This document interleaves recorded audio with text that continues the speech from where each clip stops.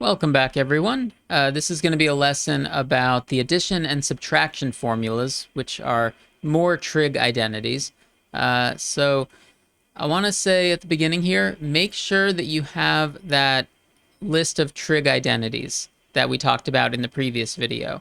We're going to reference it, and we're going to, basically use it as a reference sheet so that we don't have to write down every trig identity that we use. So make sure you have that thing. It's posted in the usual place where I post worksheets, and I guess we're ready to get started. Let's go ahead. So in this section, we're going to talk about what are those addition and subtraction formulas. They're on the reference sheet, but why are they true and what are they used for? That's the main thing. Why are those formulas true and what can we do with them? So before we actually get to why are they true, I want to start by talking about something something that we should point out. So note, sine of 90 degrees is not equal to sine of 45 degrees plus sine of 45 degrees. It is not okay to just take the 90 and split it up into 45 plus 45 in this way. You can't take a sine and split it up into two sines. What happens if we try to do this? Let's see, why is this not true? Well, what's sine of 90 degrees? You could think about the unit circle if you want. Sine of 90 degrees is 1. What's sine of 45 degrees? Square root of 2 over 2.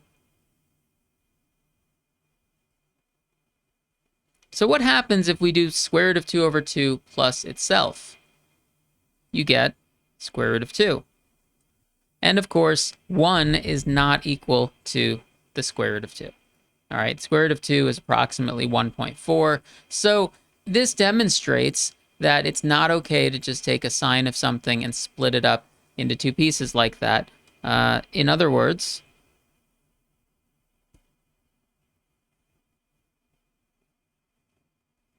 sine of 45 degrees plus 45 degrees is not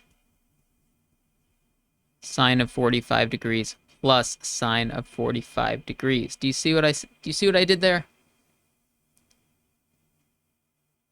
Sine of 90 is not sine of 45 plus 45. You cannot distribute the sign across these parentheses the way we sometimes distribute things across parentheses.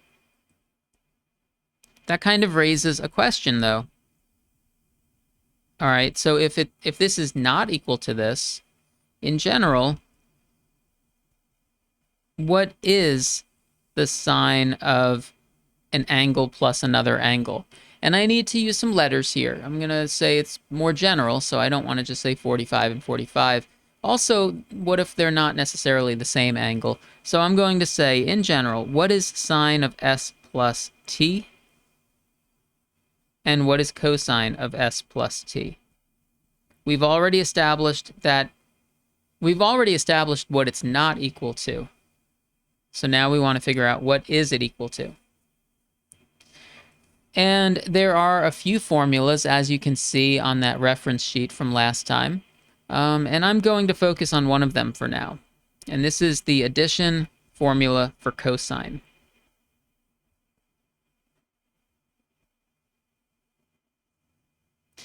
And the formula is cosine of s plus t. And this works, by the way, this works whether it's in degrees or radians. It doesn't matter.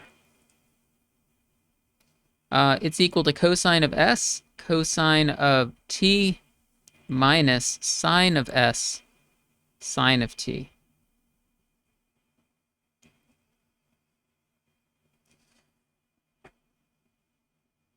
Now, this is on that formula sheet. I think the formula sheet might have it written with x's and y's. And I used s and t. Either way is fine. They're just different labels. I used s and t for a reason. You're going to see why pretty soon. I'm kind of doing a little throwback to when we used to talk about t values in the unit circle. So That's kind of why I'm using t. But yeah, so it turns out that sine or cosine of an angle plus an angle, it's not as simple as we wish it were. Like, I wish you could just split it up like that, but we saw up above that that does not get you the same thing. So there's a more complicated formula for what they do equal. Now, why is this true? All right, now we could write all of the addition and subtraction formulas, but I'm choosing to focus in on this one for now.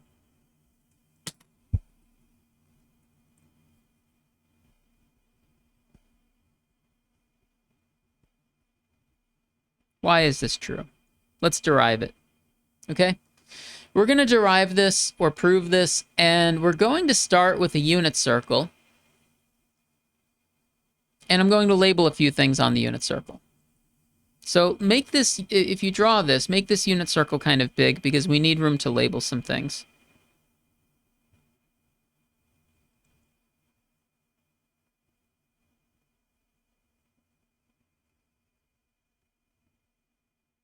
All right, it's a unit circle. And I'm going to label a few points on it. First of all, there's the point where we usually start going around the unit circle. We start from here, and I'm going to label that. Well, let's just leave it as a dot right now, okay? I'll give it a name in a minute. Let's say we went around the unit circle some distance, and we call this distance t. That's kind of familiar to us, going counterclockwise for a distance of t. That takes us to a terminal point, right? Now, imagine we wanted to not just go t, but we wanted to go s plus t. If we do s plus t from our starting point, we go t plus another s, however long s is. Of course, we're trying to be pretty general here, but my picture is going to kind of depict, you know, some kind of t value, some kind of s value. Anyway, it gets you to here. So this point that I'm pointing at right now would be the terminal point determined by s plus t, because we went a distance of s plus t to get there. There's one other thing I want to do on this picture, and that is I also want to say, what if we went backwards a distance of s? So that would be us going around the unit circle in the negative direction, and I'm going to say maybe about here is what would happen if we went negative s, takes us to some other point. These are kind of the building blocks that are going to be used in this proof. The one thing that remains is the 4 points that I drew as these dots. I want to give them names. I'm going to call this P0. That's P with a little 0 down there.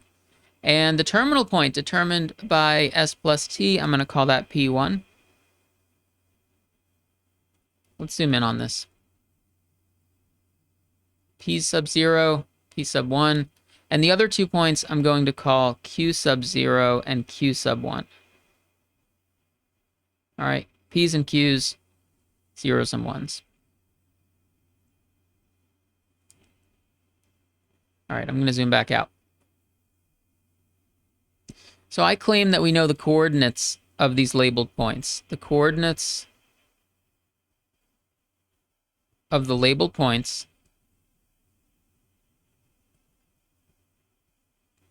let's start with the easy one. P sub 0 is at 1, 0. That's always our starting point on the unit circle. So that's where that one's located.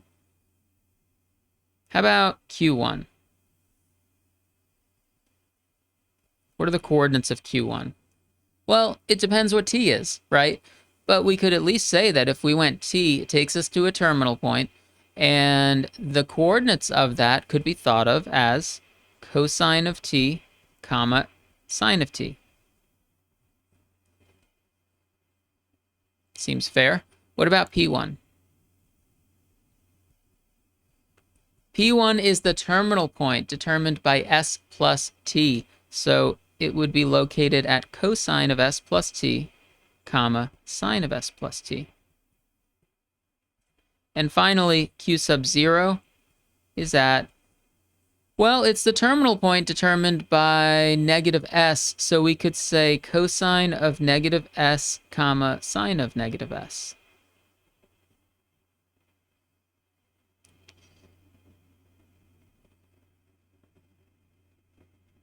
There's one more thing I'm going to do.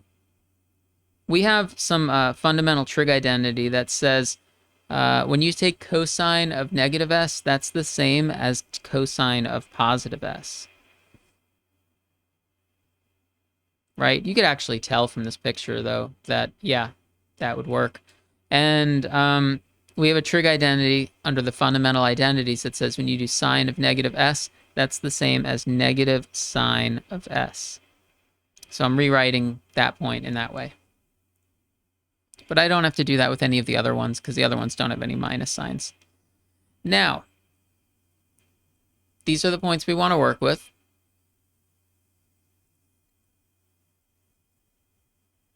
The arc. The arc from P0 to P1 has length S plus T. Do we agree with that? I know we haven't really used the word arc very much in this class, but, you know, it's the distance along the perimeter of the unit circle. And if you went from P0 to P1 along the unit circle, you went a distance of S plus T. What about the arc from Q sub 0 to Q sub 1? What length do you think that is? Just speaking of it purely as a curved length along the perimeter of the unit circle, it would be a distance of S plus a distance of T. So it's also S plus T. And I tried to draw this in a way where maybe you can tell that this length here is about the same as this length here. They're both S plus T. So the point is that these are equal. Okay? Let's get a new page.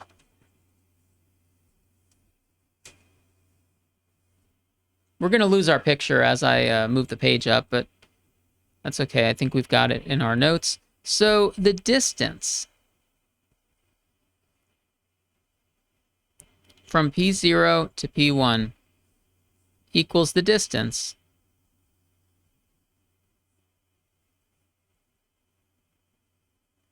from Q0 to Q1. Now, let me talk about this for a sec.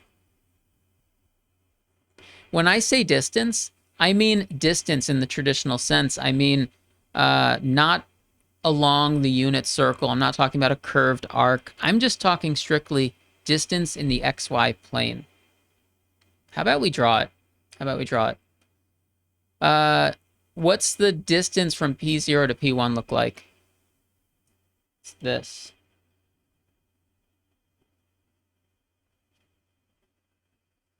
It's a line segment, like talking about that distance. That's the distance from P0 to P1, the length of that line segment. What is the distance from Q0 to Q1? It's a distance, it's a length of this line segment. Now, I claim that because the arcs have the same arc length, that the distances that they form are going to be equal. Because these arc lengths are equal, these distances are going to be equal. Now, that might rely on some result or theorem from geometry that we haven't really proved in this class. So I'm not really getting into the details of why this is true.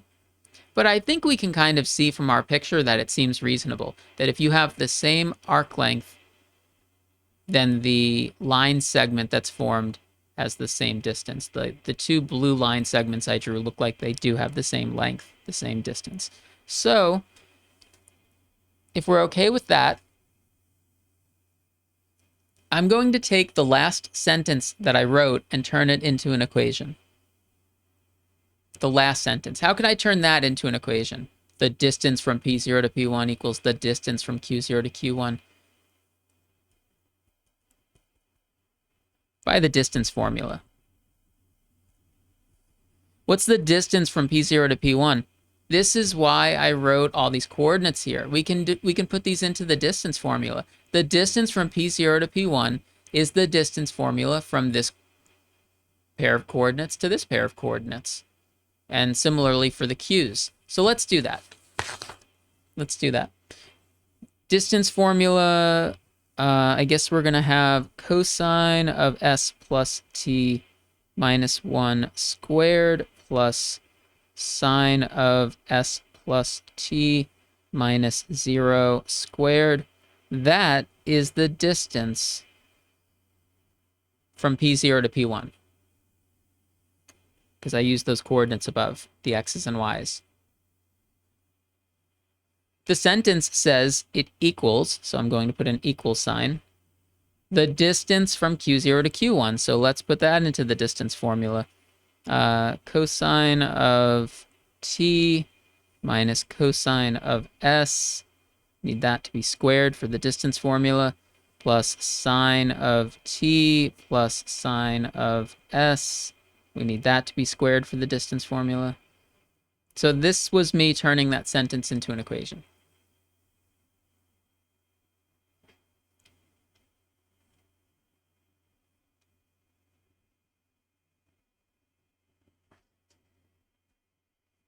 And then the question is, what can we get from this? What can this tell us? Well, it looks a little messy right now. I think we can work with this. What we're going to do is we're going to square both sides and expand. Now, when I say square both sides, I'm going to get rid of the square root symbols. Okay? So I'm going to get rid of the square roots. But I think let's do one more thing at the same time. Let's expand. We've got lots of things squared. We can distribute and expand this piece, this piece, this piece, this piece. Actually, this one has a minus 0, so there's not going to be much that needs to be done for this one. But all the other ones will kind of become bigger. So what do we get? This is going to be a big line, right? If we expand all that stuff. So we get cosine squared s plus t minus 2 cosine s plus t. This might not fit on one line, actually. Plus 1. Do you see where the 1 came from? It was this negative 1 times itself. Negative 1 times negative 1. All right. Plus this thing here. Sine s plus t is getting squared. So let's write sine squared s plus t equals sine. Okay, so I'm done with the left-hand side. On the right-hand side, cosine squared t minus 2 cosine s cosine t. This is where I'm running out of space, so I think we're going to continue this on the next line. I'll write one more term here. Plus cosine squared s. That came from this getting squared. We've got a little more, though.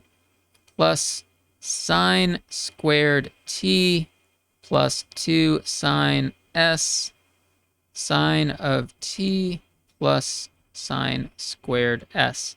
This is probably the biggest equation we're going to write the whole semester. But it's about to get a lot simpler. Don't worry, it's going to simplify. Now that we have this whole big thing, we look for pieces that we can either cancel, or if we can't cancel them, we look for things that we can combine. That's what I'm going to do. I'm going to find things we can combine. All right, so check this out. Which thing do I want to underline first? How about on the right? Let's look at the right-hand side because it's so big. You know what I notice? I have a cosine squared s and a sine squared s. What is that? That adds up to 1. Because sine squared plus cosine squared equals 1. So in the next line, I'm going to replace this with a 1. You know what else we've got?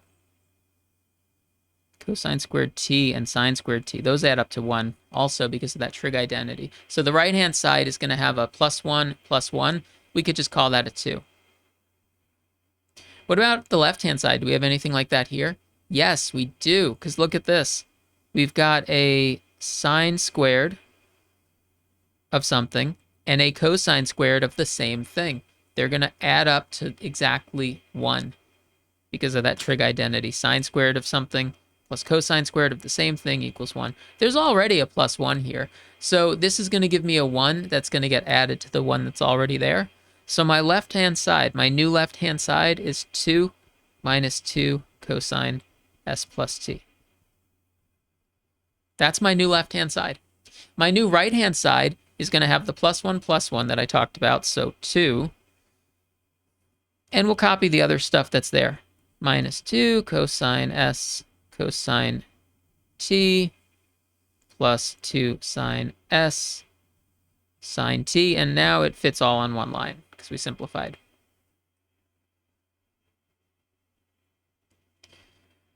I want to simplify further. And one thing I think I want to do definitely is subtract 2 from both sides to get rid of these 2's. So 2 here and a 2 here. So just subtract 2 from both sides. And then look at what we're left with. There's 1 term on the left, 2 terms on the right. And I notice that all of these terms have a 2 out front. Well, actually, there's a negative 2, and a positive 2. In order to get rid of those, I'm going to divide both sides. You could divide both sides by 2, but I think it's going to work out nicer if I divide both sides by negative 2, because 2 out of 3 of them were already negative. So the left-hand side is going to become cosine of s plus t. Well, that simplified a lot. What's the right-hand side? Cosine of s cosine of t minus sine of s sine of t.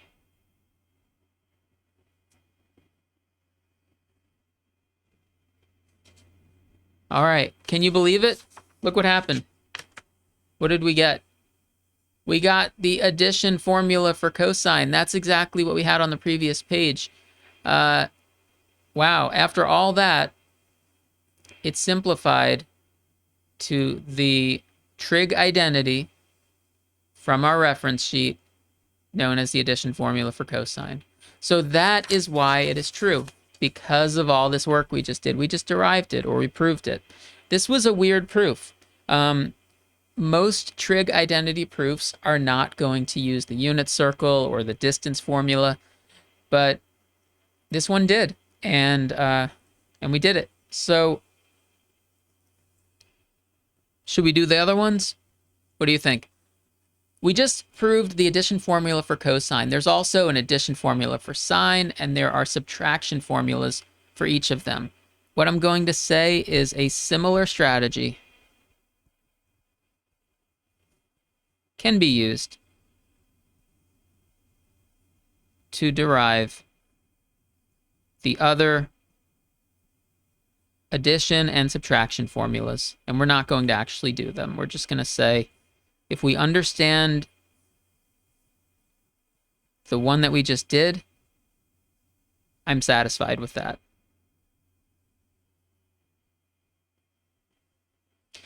That's how this lesson is going to go, and that's how the next lesson is going to go also, where we have this reference sheet with lots of trig identities, and we're not going to prove every single thing on the sheet, but I would like to prove some of them, and then just say, you know, similar strategy derives the other ones of this type.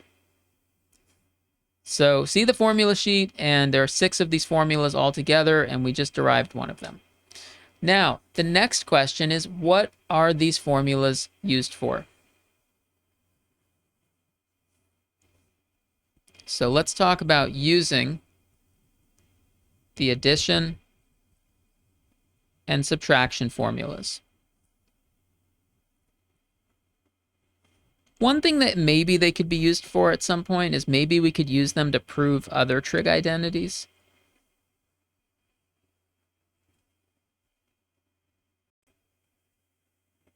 Yeah, so maybe we could use them at some point to prove other trig identities.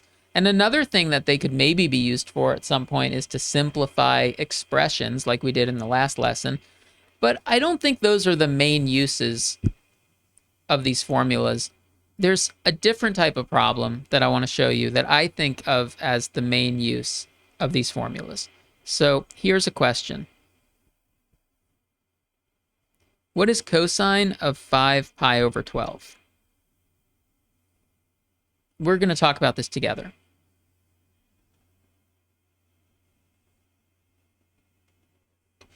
First thing I need to point out is that, well, this is in radians, right? Because there's no degree symbol. This is not one of the nice angles that we know, like pi over 3 or pi over 4 or pi over 2. No, 5 pi over 12 is not one of the nice angles we know. So if I had asked you this, a couple of weeks ago, we'd be stuck. We'd be saying, we don't know that. That's not really an angle that we know. It seems like something you need a calculator for, but we're going to do this by hand. Notice that 5/12 is equal to 3/12 plus 2/12, which can be simplified to 1 over 4 plus 1 over 6. We're just doing fraction stuff now. This seems simple, right? So 5 pi over 12 can be broken up into pi over 4 plus pi over 6.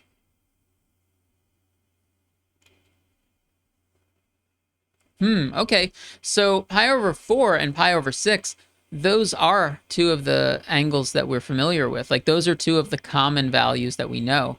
I know cosine of pi over 4. I know cosine of pi over 6. I know sine of pi over 4. I know sine of pi over 6. So we're going to use the addition formula for cosine,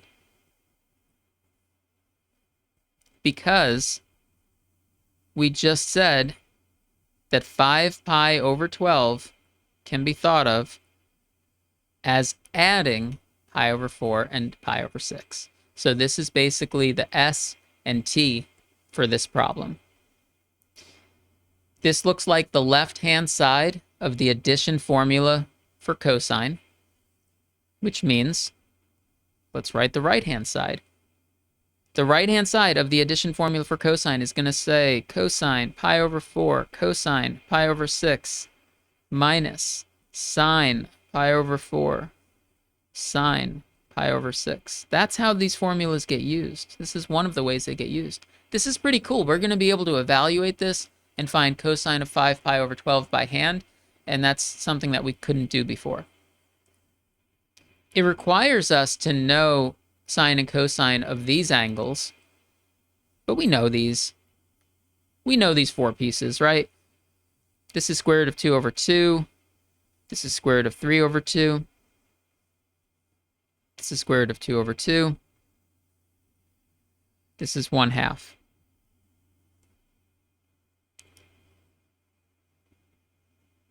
Let's put this together. Let's see what we're getting.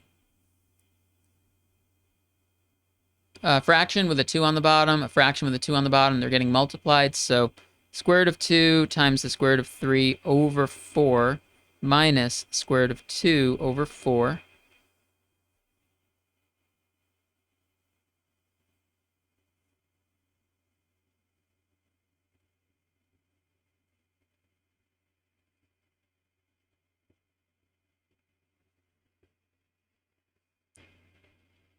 And the square root of 2 times the square root of 3 can be written as the square root of 6.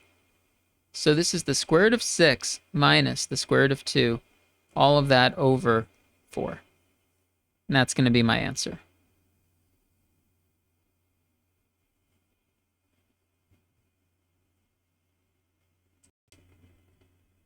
So it's a different looking answer than we're used to. We're not used to seeing an answer like this for just cosine of something, but it's an angle that we weren't really used to doing. So pretty cool that we were able to do that. And this kind of strategy works both for problems in radians, and it also works for problems in degrees, right? If this whole problem was in degrees, it would still work out the same.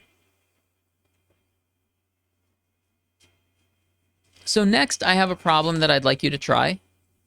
And this was like a good example problem. Here, say example. We did this. And I'm going to give you a problem of the same size.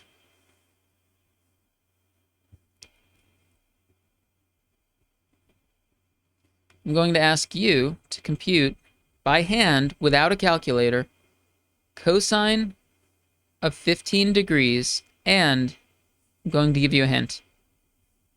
I'm going to suggest that you use, this hint is really just a suggestion, but I'm going to suggest that you use cosine of 45 degrees minus 30 degrees.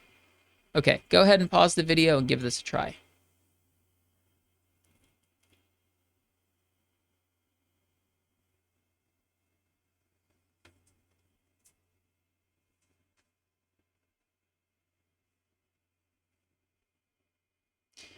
All right, so if this is the thing that we're going to use, if this is the hint, then it looks like we need to use the trig identity formula for the cosine of an angle minus an angle.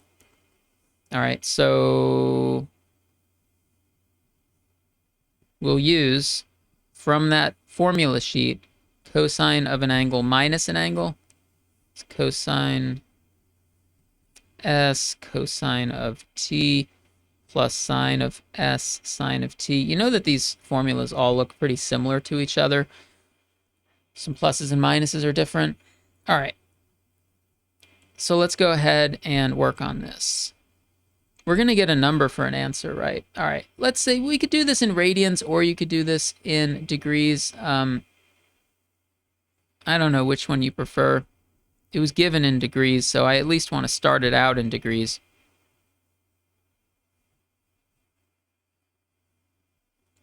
Do you want to convert these to radians? Is that better? I feel like I can do that really fast. I feel like I know this is pi over 4 and this is pi over 6.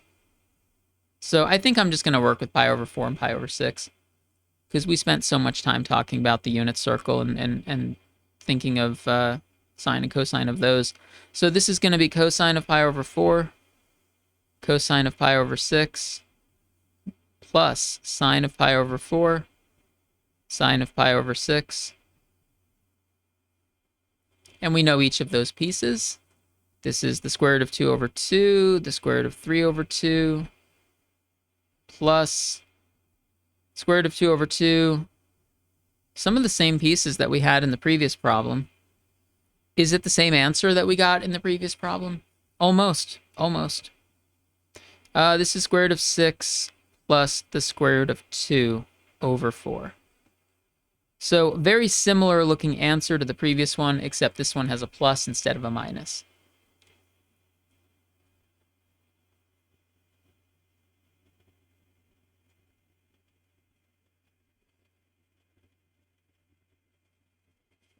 All right, so by the way, just so that you know, we did two little problems here. Here, I'm going to fit them both on the screen.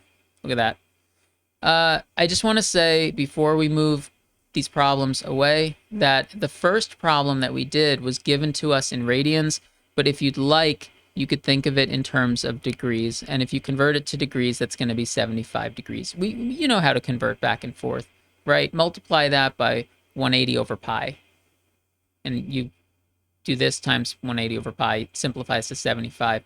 So we know how to do cosine of 75 degrees, cosine of 15 degrees. I'm sure that if I asked you to do this with sine or tangent, you could do that also.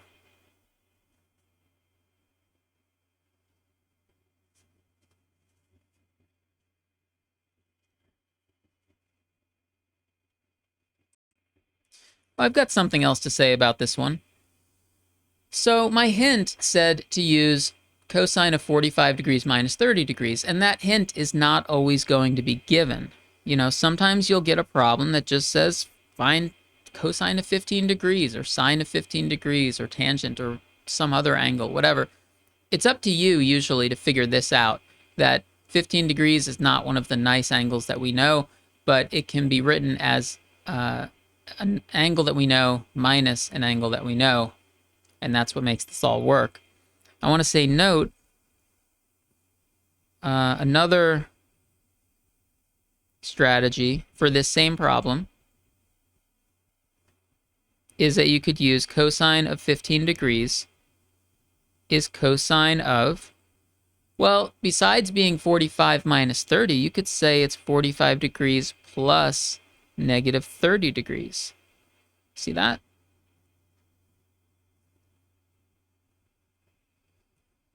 And then, because there's a plus sign here, use the addition formula.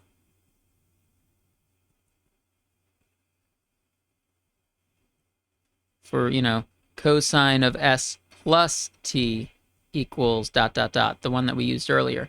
So you kind of have two different options here. Do you want to think of it as 45 minus 30, or do you want to think of it as 45 plus negative 30? There might be some other options too. Can we think of anything else? How about 60 minus 45?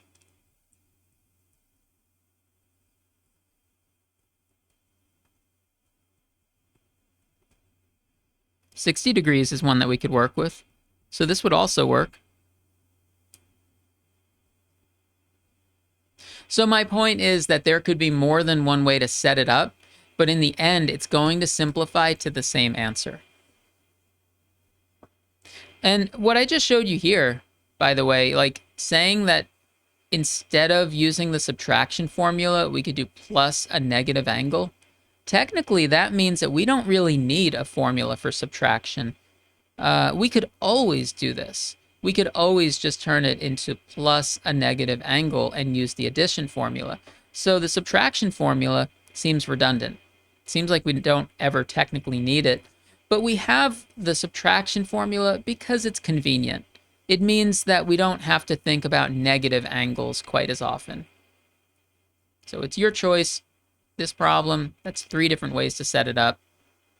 You see 15 degrees, and you have to think of it in terms of angles that you already know. Those were 3 options.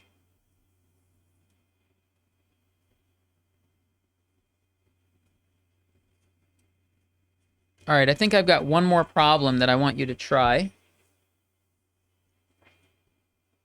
And I'm not going to give a hint for this one. It's up to you to figure out what to do.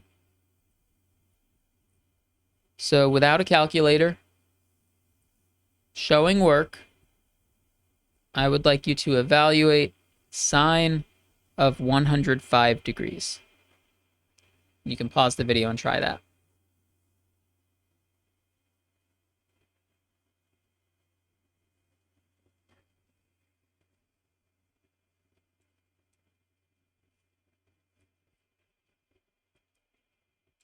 All right, so we just talked a minute ago about how there can be sometimes different ways to set it up. So I'm going to show you the way that I set it up. And if you did something slightly different, it might be okay. We might still get the same answer in the end. I decided that 105 degrees is not one of the nice common angles that I know, but I see that it is 60 degrees plus 45 degrees. And those are 2 angles that we do know. Of course, there could be other options. I mean, immediately another option that jumps out at me is I could do 45 plus 60. Some of you might have done that. 60 plus 45, 45 plus 60, same thing. It's going to work out the same in the end. All right, so I used the addition formula for sine. So sine of 60 degrees, cosine of 45 degrees. I left this one in degrees this time. I didn't convert it to radians. 60 sine of 45. All right, do we know these 4 pieces? Do we know what they equal? I still like to do scratch work unit circles sometimes. I look at this and I say that's 60 degrees, and a scratch work unit circle for 45 if you want. Does that help you see what the sine of 60 is and what the cosine of 60 is? This is square root of 3 over 2. This is square root of 2 over 2. This is 1/2. And this is the square root of 2 over 2.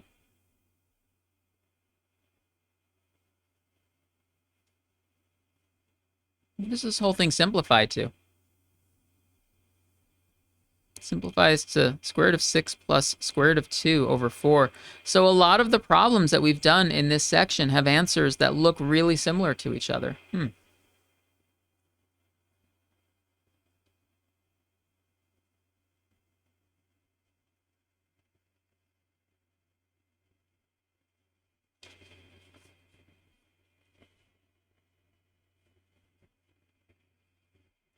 Hey, you know what? Let's talk about something.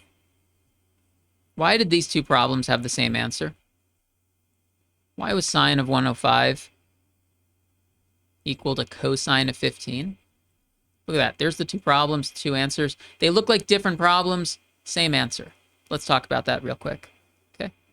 So note, we answered the problem. We're done with that. But note, this equals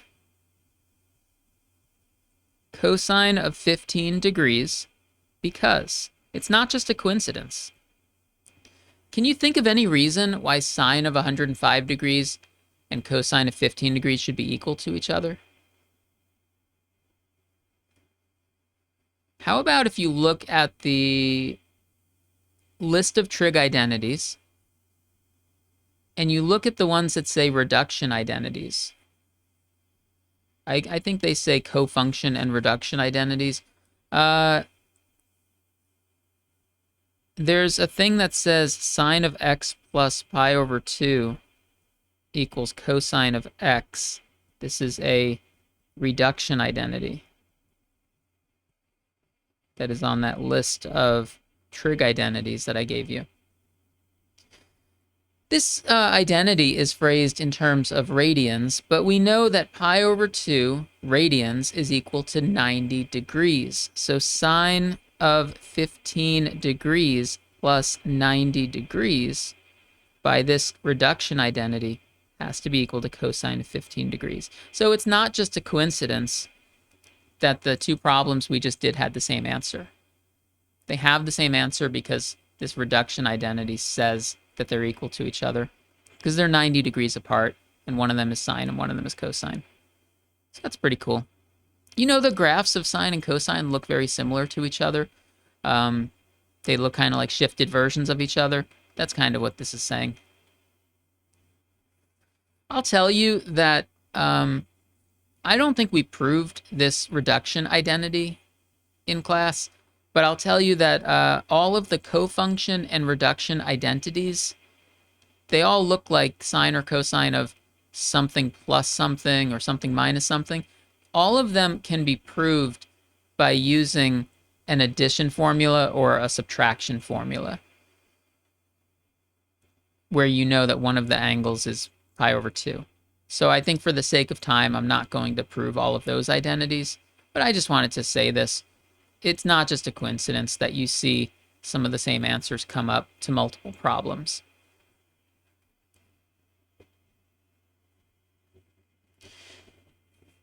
All right, so I think that that's going to be about it for this lesson. I'll give you a chance in case you're writing any of that.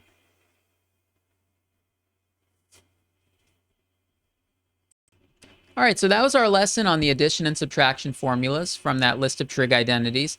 And, you know, the main things we did, we saw why are these formulas true. We derived one of them in detail, and I'm telling you the other ones are true for the similar reasons. So you could use a similar strategy. And then the second big thing we did was we saw what are these used for. And the main thing that they're used for, in my opinion, is evaluating trig functions of different angles that we couldn't do before. You know, cosine of 15 degrees. If you had saw that problem a couple of weeks ago, you would think that's weird. We can't do cosine of 15 degrees, but now we can. So to me, I think that's the most useful thing about these identities. There's still a lot of identities on that trig formula reference sheet, right? And a lot of them are going to be covered in the next video lesson. We're going to go through, we're going to derive some of them, not all of them, and we're going to see what are they used for. Maybe they can help us solve some different types of problems that we couldn't do until now. So that's it for today. I hope everyone's doing well, and I will see you soon.